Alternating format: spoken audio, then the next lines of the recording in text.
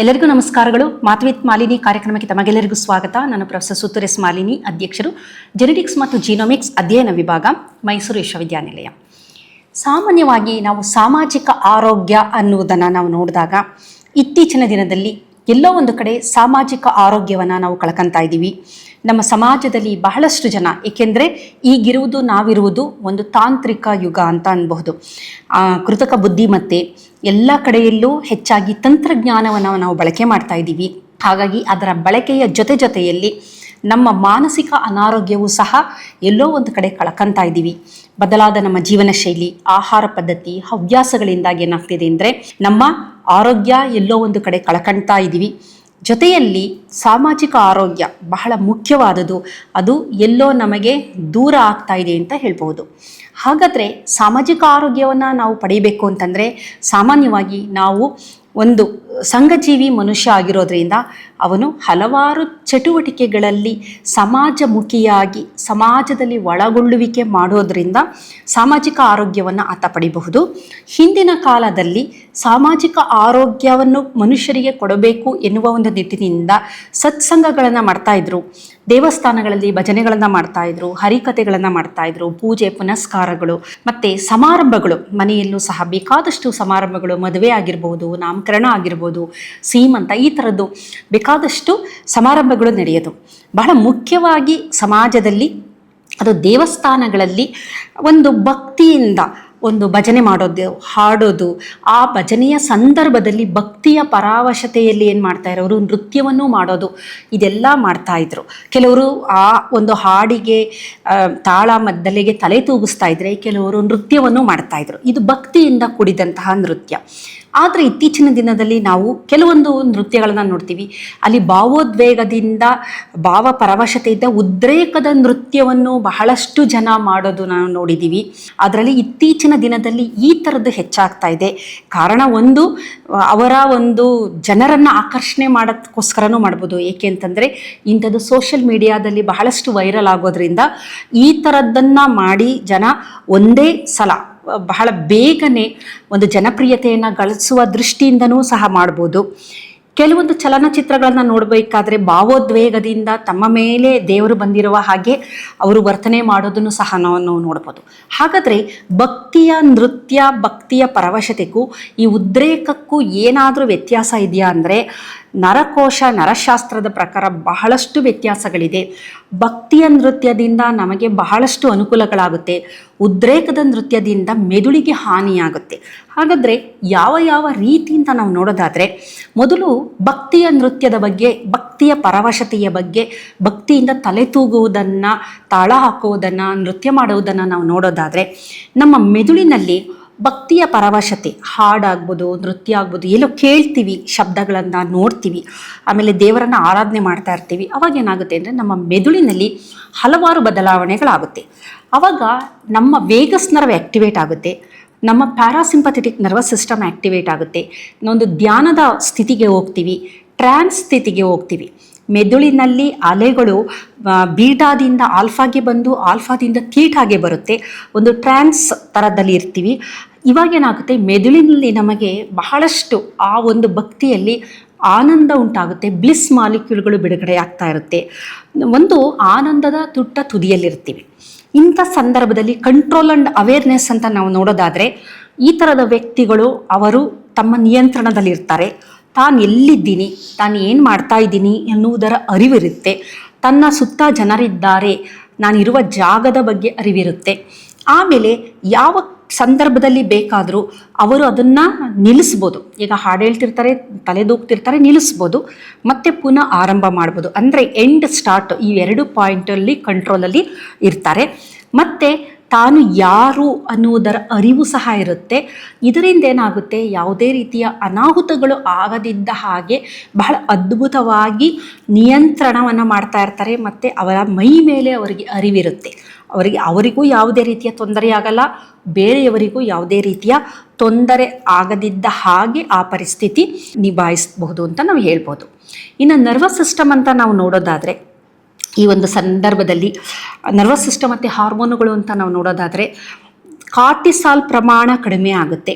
ನಮ್ಮ ಹೈಪೋಥಲಾಮಸ್ ಏನು ಮಾಡುತ್ತೆ, CRH ಅಂತ ಅಂದರೆ ಒತ್ತಡದ ಹಾರ್ಮೋನನ್ನು ಉಂಟು ಮಾಡುವಂತಹ CRH ಕಡಿಮೆ ಮಾಡುತ್ತೆ. ಆ CRH ಏನು ಮಾಡುತ್ತೆ, ನಮ್ಮ ಪಿಟ್ಯೂಟರಿಯಿಂದ ACTH ಕಡಿಮೆ ಮಾಡುತ್ತೆ. ಅದು ಕಾರ್ಟಿಸಾಲ್ ಪ್ರಮಾಣ ಆ ಸಂದರ್ಭದಲ್ಲಿ ರಕ್ತದಲ್ಲಿ ಕಡಿಮೆ ಆಗುವ ಹಾಗೆ ಮಾಡೋದ್ರಿಂದ ವ್ಯಕ್ತಿ ತನ್ನ ಒತ್ತಡವನ್ನು, ತನ್ನ ನೋವುಗಳನ್ನು, ಸಂಕಟವನ್ನು ಆ ಸಂದರ್ಭದಲ್ಲಿ ಮರೆತು ತುಂಬ ಆರಾಮವಾಗಿ ಇರ್ತಾನವನು. ಇದರ ಜೊತೆಯಲ್ಲಿ ಅವನಲ್ಲಿ ಆಕ್ಸಿಟಾಸಿನ್ ಬಾಂಡ್ ಹಾರ್ಮೋನ್ ರಿಲೀಸ್ ಆಗುತ್ತೆ, ಅಥವಾ ಟ್ರಸ್ಟ್ ಅಂದರೆ ಭಗವಂತನ ಬಗ್ಗೆ ಇರುವ ನಂಬಿಕೆ ಆಗ್ಬೋದು, ಅಥವಾ ಬ್ಲಿಸ್ ಆಗಿರ್ಬೋದು. ಅಂದರೆ ಅದರ ಜೊತೆ ಅವನು ಒಳ್ಳೆಯ ಒಂದು ಮೂಡಲ್ಲಿರ್ತಾನೆ, ಮೂಡ್ ಸ್ಟೆಬಿಲೈಸರ್ ಸೆರೆಟೋನಿನ್ ಬಿಡುಗಡೆಯಾಗುತ್ತೆ. ಮತ್ತು ಈ ಸಂದರ್ಭದಲ್ಲಿ ಡೋಪಮೈನ್ ಸಹ ರಿಲೀಸ್ ಆಗುತ್ತೆ. ಅದು ಸ್ವಲ್ಪನೇ ರಿಲೀಸ್ ಆಗ್ತಾ ಬರುತ್ತೆ. ಹಾಗಾಗಿ ಅಲ್ಲಿ ಸ್ಪೈಕ್ ಆಗೋದಿಲ್ಲ, ಉತ್ತಮ ರೀತಿಯಲ್ಲಿ ಡೋಪಮೈನು ರಿಲೀಸ್ ಆಗ್ತಾ ಇದೆ.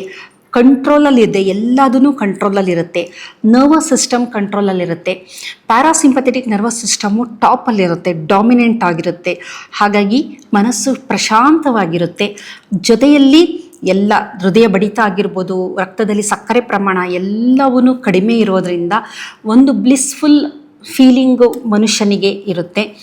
ಆತನಿಗೆ ಅರಿವಿರುತ್ತೆ. ಮತ್ತು ಮೆದುಳಿನಲ್ಲಿ ಆಗಿರುವ ಏನೋ ಒಂದು ಗಾಯ ಅಂತ ನರಕೋಶಗಳಿಗೆ ಆಗಿರುವ ಡ್ಯಾಮೇಜ್ ಇರುತ್ತಲ್ಲ, ಅದೆಲ್ಲ ಹೀಲಿಂಗ್ ಪ್ರಾಸೆಸ್ ಅಂತ ಅಂತೀವಿ. ಅಂದರೆ ಅದು ಸರಿಯಾಗುವಂತಹ ಪ್ರಕ್ರಿಯೆ ಈ ಒಂದು ಸಂದರ್ಭದಲ್ಲಿ ನಡೆಯೋದ್ರಿಂದ ಈ ಥರ ಭಕ್ತಿ ಪರವಶತೆಯನ್ನು ಹೊಂದಿರುವ ಹಾಡಾಗ್ಬೋದು, ನೃತ್ಯ ಆಗ್ಬೋದು, ಸಾಮಾಜಿಕ ಆರೋಗ್ಯಕ್ಕೆ ಅತ್ಯಂತ ಪೂರಕವಾದದ್ದು.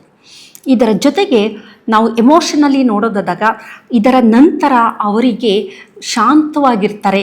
ಅವರಿಗೆ ಒಂದು ರೀತಿಯ ಸ್ಯಾಟಿಸ್ಫ್ಯಾಕ್ಷನ್ ಅಂತ ನಾವೇನು ಹೇಳ್ತೀವಿ, ಒಂಥರ ಮನಸ್ಸು ತುಂಬಿದ ಹಾಗೆ ಮನಸ್ಸಿರುತ್ತೆ, ಎಲ್ಲವನ್ನು ಪಡೆದ ಆನಂದ ಇರುತ್ತೆ. ಮತ್ತು ಸಮಸ್ಯೆಗಳಿಗೆ ಉತ್ತರವೂ ಪರಿಹಾರವೂ ಸಿಕ್ಕಿರುತ್ತೆ. ಆ ಒಂದು ಸಂದರ್ಭದಲ್ಲಿ ಅವರು ಪರಿಹಾರವನ್ನು ಕಂಡುಕೊಂಡಿರ್ತಾರೆ. ಮತ್ತು ಸಮಸ್ಯೆ ಬಂದರೂ ಸಹ ನಾನು ಅದನ್ನು ಎದುರಿಸ್ತೀನಿ ಅನ್ನುವ ಒಂದು ಶಕ್ತಿಯನ್ನು ಪಡೆದಿರ್ತಾರೆ. ಮತ್ತು ತಮ್ಮ ಸುತ್ತಮುತ್ತಲಿನವರಿಗೂ ಯಾವುದೇ ರೀತಿಯ ತೊಂದರೆ ಆಗಿರೋಲ್ಲ, ಮತ್ತು ಅವರಿಗೂ ಆಗಿರೋಲ್ಲ. ಮತ್ತು ತಾವು ನೃತ್ಯ ಮಾಡಿದ್ದು ಪ್ರತಿಯೊಂದು ಘಟನೆಗಳು ನೆನಪಿನಲ್ಲಿ ತುಂಬ ಚೆನ್ನಾಗಿರುತ್ತೆ. ಅಂದರೆ ಕಾಂಪೋಸ್ಡ್ ಮೈಂಡ್ ಸೆಟ್ಟಲ್ಲಿರುತ್ತೆ, ಎಲ್ಲ ಅರಿವಿರುತ್ತೆ. ಪ್ರೀಫ್ರಾಂಟಲ್ ಕಾರ್ಟೆಕ್ಸ್ ಮುಂಭಾಗದ ಮೆದುಳು ಡಾಮಿನೇಟ್ ಆಗಿರುತ್ತೆ. ಅದು ಎಲ್ಲವನ್ನು ಸರಿಯಾದ ಪ್ರಮಾಣದಲ್ಲಿ ಕಂಟ್ರೋಲ್ ಮಾಡಿರುತ್ತೆ. ಇದು ಭಕ್ತಿಯಿಂದ ನಡೆಯುವಂತಹ ನೃತ್ಯ. ಆದರೆ ಇತ್ತೀಚಿನ ದಿನದಲ್ಲಿ ನಾವು ನೋಡಿರ್ಬೋದು, ಬೇಕಾದಷ್ಟು ಉದ್ರೇಕದಿಂದ ಜನ ನೃತ್ಯ ಮಾಡೋದನ್ನು ನೋಡಿದ್ದೀವಿ. ದೇವರ ಹೆಸರಿನಲ್ಲಿ ಅವರು ನೃತ್ಯ ಮಾಡೋದೇ ಆಗಲಿ, ದೇವರು ಬಂದಿದೆ ಅಂತೇಳಿ ನೃತ್ಯ ಮಾಡೋದೇ ಆಗಲಿ, ಇಂಥದನ್ನು ಸಹ ನಾವು ನೋಡ್ತೀವಿ. ಇದಕ್ಕೆ ಬಹಳ ಪ್ರಮುಖವಾದ ಕಾರಣ ಏನು ಅಂತ ನೋಡೋದಾದರೆ, ನಮ್ಮ ಮೆದುಳಿನಲ್ಲಿ ಕಂಟ್ರೋಲ್ ಇಲ್ಲದೆ ಇರೋ ಅಂಥದ್ದು. ಇಲ್ಲೇನಾಗುತ್ತೆ ಅಂದರೆ ಸಿಂಪಥೆಟಿಕ್ ನರ್ವಸ್ ಸಿಸ್ಟಮ್ಮು ಡಾಮಿನೇಟ್ ಆಗಿರುತ್ತೆ, ಒತ್ತಡ ಇರುತ್ತೆ, ಅವ್ರಿಗೇನೋ ಒಂದು ಒತ್ತಡ ಇರುತ್ತೆ. ಆ ಒತ್ತಡದಿಂದಾಗಿ ಆ ಒತ್ತಡವನ್ನು ಹೊರ ಹಾಕಲು ಇರುವ ಔಟ್ಲೆಟ್ ಥರ ಈ ಒಂದು ನೃತ್ಯವನ್ನು ಅವರು ಆರಂಭ ಮಾಡ್ತಾರೆ. ಸಿಂಪಥೆಟಿಕ್ ನರ್ವಸ್ ಸಿಸ್ಟಮು ಡಾಮಿನೇಟ್ ಆಗಿರುತ್ತೆ, ಹೃದಯ ಬಡಿತ ಜಾಸ್ತಿ ಇರುತ್ತೆ, ರಕ್ತದಲ್ಲಿ ಸಕ್ಕರೆ ಪ್ರಮಾಣ ಜಾಸ್ತಿ ಇರುತ್ತೆ, ಕಾರ್ಟಿಸಾಲ್ ಪ್ರಮಾಣ ತುಂಬ ಜಾಸ್ತಿ ಇರುತ್ತೆ. ಹಾಗಾಗಿ ಅವರು ಅತಿಯಾದ ಶಕ್ತಿಯಿಂದ, ಎನರ್ಜಿಯಿಂದ ಆ ನೃತ್ಯವನ್ನು ಮಾಡಬೇಕಾದ್ರೆ ಜನರಿಗೆ ಆಶ್ಚರ್ಯ ಆಗುತ್ತೆ. ಇವ್ರಿಗೆ ಇಷ್ಟೊಂದು ಶಕ್ತಿ ಇದೆಯಾ, ನೋಡೋಕ್ಕೆ ಈ ಥರ ಇದ್ದಾರೆ, ಆದರೂ ಹೇಗೆ ಸಾಧ್ಯ ಇದು ಅಂತ. ಕಾರಣ ಏನು ಅಂತಂದರೆ ಕಾರ್ಟಿಸಾಲ್ ಪ್ರಮಾಣ ತುಂಬ ಜಾಸ್ತಿ ಇರೋದ್ರಿಂದ ಅವರು ಈ ಥರ ಮಾಡ್ತಾರೆ. ನಂತರ ಅವರಿಗೆ ಅವ್ರ ಮೇಲೆ ಕಂಟ್ರೋಲೇ ಇರೋದಿಲ್ಲ. ಅವ್ರು ಎಲ್ಲಿದ್ದೀನಿ, ನಾನು ಯಾರು, ನಾನು ಯಾವ ಜಾಗದಲ್ಲಿದ್ದೀನಿ, ನಾನು ಏನು ಮಾಡ್ತಾ ಇದ್ದೀನಿ ಅನ್ನೋದರ ಅರಿವು ಸಂಪೂರ್ಣ ಇರೋದೇ ಇಲ್ಲ, ಯಾವುದು ಜ್ಞಾಪಕನೇ ಇರೋದಿಲ್ಲ ಅವರಿಗೆ. ಆ ಥರದ ಮನಸ್ಥಿತಿಗೆ ಅವರು ಹೊರಟೋಗಿರ್ತಾರೆ. ಮತ್ತು ಆರಂಭ ಅಂತ್ಯ ಅದು ಮಾಡೋಕ್ಕಾಗೋದೇ ಇಲ್ಲ ಅವರಿಗೆ. ಒಂದು ಸಲ ಆರಂಭ ಮಾಡಿದ್ರೆ ಅದನ್ನು ಅಂತ್ಯ ಮಾಡೋಕ್ಕೆ ಅವ್ರಿಗೆ ನಿಲ್ಲಿಸೋಕ್ಕೆ ಆಗೋದಿಲ್ಲ. ಆವಾಗ ನಿಲ್ಲಿಸಬೇಕು ಅಂದರೆ ಅವ್ರ ಮೇಲೆ ಯಾರೋ ನೀರು ಎರಚೋದೇ ಆಗಲಿ ಅಥವಾ ಏನೋ ಒಂದು ಮಾಡಿ ಅವರನ್ನು ಕಂಟ್ರೋಲ್ ಮಾಡುವಂತಹ ಸ್ಥಿತಿಗೆ ಅವರು ತಲುಪಿರ್ತಾರೆ. ಇಂಥ ಸಂದರ್ಭದಲ್ಲಿ ಅನಾಹುತಗಳು ಸಹ ಆಗುತ್ತೆ. ಕೆಲವು ಸಲ ಕೆಂಡದ ಮೇಲೆ ನಡಿಬೋದು. ಆ ಸಂದರ್ಭದಲ್ಲಿ ಮೈ ಮೇಲೆ ಜ್ಞಾನ ಇಲ್ಲದಂತೆ ಬಿದ್ದೋಗ್ಬೋದು, ಅಥವಾ ಹರಿತವಾದ ಆಯುಧಗಳಿಂದ ತಮಗೆ ತಾವೇ ತೊಂದರೆಗಳನ್ನು ಮಾಡ್ಕೋಬಹುದು. ಈ ರೀತಿ ಈ ಒಂದು ಉದ್ರೇಕದ ನೃತ್ಯದಲ್ಲಿ ಅನಾಹುತಗಳೇ ಜಾಸ್ತಿ. ಮತ್ತು ಇಲ್ಲಿ ಮೆದುಳಿಗೆ ಆನಂದ ಸಿಕ್ಕೋದಿಲ್ಲ. ಇದರ ನಂತರ ಏನಾಗುತ್ತೆ ಅಂದರೆ ತುಂಬ ಸುಸ್ತಾಗ್ಬಿಡ್ತಾರೆ ಅವರು. ಅವರ ದೇಹದಲ್ಲಿರುವ ಎನರ್ಜಿ ಸಂಪೂರ್ಣವಾಗಿ ಹೋಗೋದ್ರಿಂದ ಅವರು ತುಂಬಾ ಟಯರ್ಡ್ ಅಂತ ನಾವೇನು ಹೇಳ್ತೀವಿ ಆ ಥರದ ಸ್ಥಿತಿಗೆ ಬರ್ತಾರೆ. ಮತ್ತು ಮೆದುಳಿನಲ್ಲಿ ಮೆದುಳಿನ ಭಾಗಗಳು ಅದು ಹೀಲ್ ಆಗೋದ್ರ ಬದಲು ಫ್ರ್ಯಾಗ್ಮೆಂಟ್ ಆಗೋಗುತ್ತೆ. ಮತ್ತು ಅವರಿಗೆ ಆ ಸ್ಥಿತಿಯ ನಂತರ ಯಾವುದೂ ಜ್ಞಾಪಕದಲ್ಲಿ ಇರೋದಿಲ್ಲ. ತಾನು ಏನು ಮಾಡಿದ್ದೀನಿ ಅನ್ನೋದು, ಏನಾಯಿತು ಅನ್ನೋದನ್ನ ಬೇರೆಯವರು ಹೇಳಿದ್ರಿಂದ ಅವರು ಅದನ್ನು ತಿಳ್ಕೊಳ್ಬೇಕಾಗುತ್ತೆ ಹೊರತು ಅವರಿಗೆ ಅದರ ಬಗ್ಗೆ ಅರಿವು ಇಲ್ಲದೇ ಇದ್ದಂಥದ್ದು ಸ್ಥಿತಿಯನ್ನು ನಾವು ನೋಡಬಹುದು.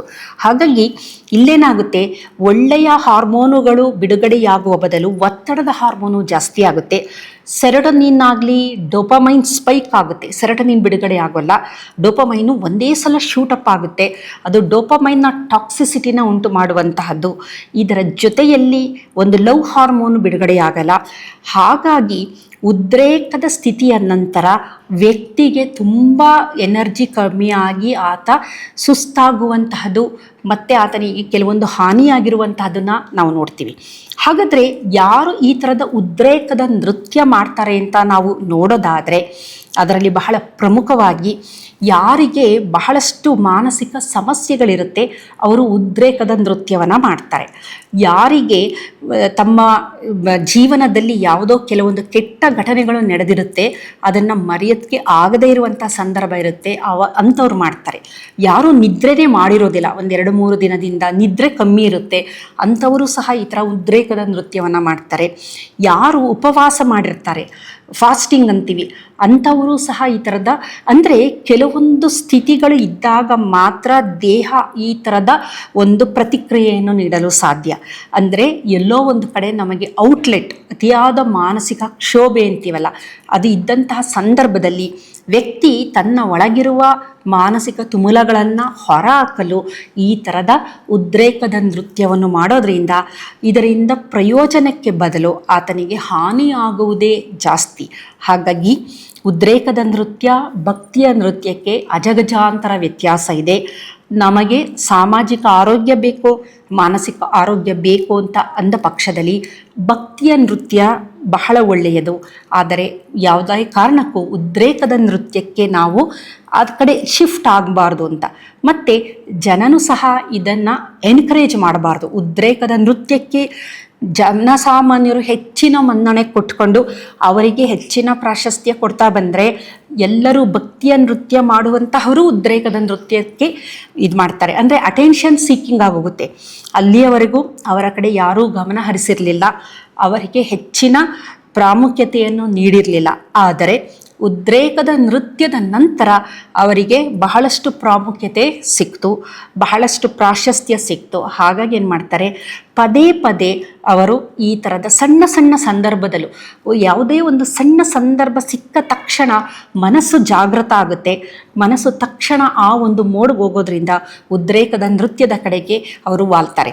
ಇತ್ತೀಚಿನ ದಿನದಲ್ಲಿ ತಮಗೆಲ್ಲ ಗೊತ್ತಿರೋ ಹಾಗೆ ಕಾಂತಾರ ಆ ಚಲನಚಿತ್ರವನ್ನು ವೀಕ್ಷಣೆ ಮಾಡಬೇಕಾದ್ರೆ ಎಷ್ಟೋ ಮಂದಿಗೆ ಅವರು ದೇವ್ರು ಬಂತು, ಅವರು ಆ ಒಂದು ಚಲನಚಿತ್ರ ಮಂದಿರದಲ್ಲೇ ದೇವರು ಬಂದು ಅವರು ಕುಣಿದಾಡಿರೋ ಅಂಥದ್ದು, ಮೂರ್ಛೆ ಹೋಗಿರೋ ಅಂಥದ್ದನ್ನು ನಾವು ಕೇಳಿದ್ದೀವಿ. ಇದು ಉದ್ರೇಕದ ಒಂದು ಸ್ಥಿತಿ ಎನ್ಬೋದು, ಭಕ್ತಿಯ ಸ್ಥಿತಿ ಖಂಡಿತ ಅಲ್ಲ.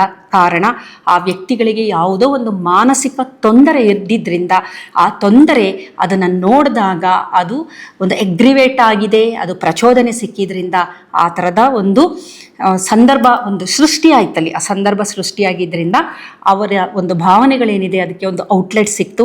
ಅದರ ಜೊತೆಗೆ ಜನರನ್ನು ಒಂದು ಆಕರ್ಷಣೆ ಮಾಡ್ತಾರೆ, ಅಟೆನ್ಷನ್ ಸೀಕಿಂಗು ಸಹ ಆಗಿರೋದ್ರಿಂದ ಅಂಥದ್ದು ಹೆಚ್ಚು ಹೆಚ್ಚು ನಡೀತು.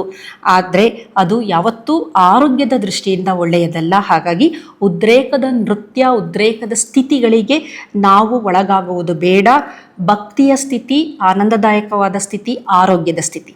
ಹಾಗಾಗಿ ಆ ಸ್ಥಿತಿಯನ್ನು ನಾವು ಕಾಪಾಡಿಕೊಂಡ್ರೆ ನಮ್ಮ ಆರೋಗ್ಯ ಉತ್ತಮವಾಗಿರುತ್ತೆ. ನಮಸ್ಕಾರ.